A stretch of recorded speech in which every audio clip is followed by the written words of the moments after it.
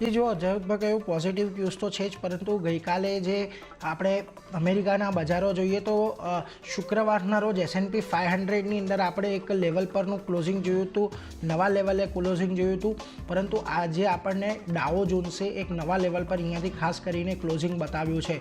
S&P 500 અને નાસ્ડેકમાં થોડોક એક મ્યુટેડ કારોબાર ગઈકાલના સેશન દરમિયાન રહ્યો છે, પરંતુ ડાઓ જોન્સે એક નવા શિખર બનાવ્યા, એ એક મુખ્ય અપડેટ છે. એની સાથે જ આજે રસેલ 2000નો જે ઇન્ડેક્સ છે કે જેની અંદર સ્મોલ કેપ શેર્સ આવે છે અમેરિકાના, એ ગઈકાલે આપણને અહીંયાથી 1.5% જેટલા 1.5% જેટલા વધતા દેખાયા. બીજી તરફ US બોન્ડ યીલ્ડમાં પણ આપણને નરમાશ આવતી જોવા મળી, જેને કારણે બજારની અંદર આપણને તેજી એડ થતા જોઈ અને 10 વર્ષથી US બોન્ડ યીલ્ડ જે એ 4.18%થી ઘટીને 4.17% પર આપણને પહોંચતી જોવા મળી છે.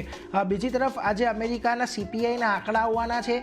આ CPIના આંકડાને જોબ ડેટા એ બધાના જ આધારે US ફેડ જે છે એ વ્યાજદર અંગેના નિર્ણયો લેતું હોય છે, એટલે CPIના આંકડા અહીંયાથી ખાસ વધારે મહત્ત્વના આપણા માટે રહેવાના છે અને અમેરિકન બજાર માટે રહેવાના છે કે કેવા આંકડા અહીંયાથી આપણને જોવા મળે છે.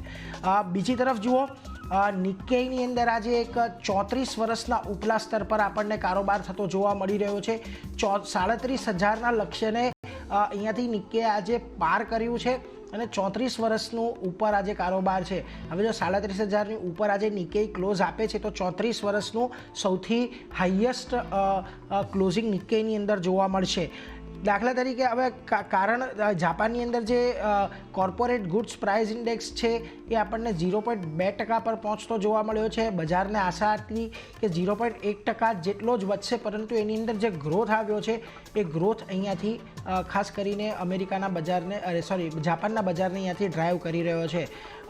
બ્રેન્ટના ભાવ $82ની આસપાસ અત્યારે કામકાજ કરી રહ્યા છે. કોઈ બહુ મોટા ક્યુઝ ત્યાંથી નથી મળી રહ્યા, પરંતુ આના પર એક અપડેટ જરૂરી છે, કારણ કે બ્રેન્ટને કારણે આપણા બજાર પર ખાસી એવી અસર પડતી હોય છે. એશિયાના બજારોમાં આજે જુઓ, શાંઘાઈ છે, તાઇવાન છે અને હેંગસેંગ, આ ત્રણેય બજારો જે ત્યાંનું નવું વર્ષ છે એને કારણે બંધ છે. શાંઘાઈનું બજાર આખા અઠવાડિયા માટે બંધ છે, પરંતુ તાઇવાન અને હેંગસેંગમાં આજના દિવસમાં બંધ રાખવામાં આવ્યું છે. પરંતુ જુઓ, કોસ્પી અને સ્ટ્રેટ ટાઈમ્સ આજે આપણને પોઝિટિવ બતાવી રહ્યા છે. નિક્કેઈની તો વાત કરી જ કે 34 વર્ષના ઉપલા સ્તર પર કામકાજ કરી રહ્યું છે. એની સાથે ગિફ્ટ નિફ્ટી પણ જોયેલું આજે થોડાક પોઝિટિવ સંકેતો અહીંયાથી આપી રહ્યું છે. ગઈકાલે આપણું જે ક્લોઝિંગ જે છે નિફ્ટી ફ્યુચર્સનું એ 21,700ની નીચે આપણને આવતું જોવા મળ્યું હતું અને અત્યારે ગિફ્ટ નિફ્ટી છે એ આપણને 21,700ની ઉપરના કારોબાર બતાવી રહ્યું છે. એટલે 50 પોઈન્ટની અહીંયાથી આપણને ખાસ કરીને ગેપ અપ ઓપનિંગ આજે જોવા મળી શકે છે. થોડું બજાર પોઝિટિવ આજે રહી શકે છે એવું વૈશ્વિક બજારો કહી રહ્યા છે, પરંતુ જે રીતનું ભારતીય બજારનો સેટઅપ છે આજે થોડોક ઉતાર ચઢાવ આપણને વધારે જોવા મળી શકે છે. જી નીરજ, આભાર આપનો.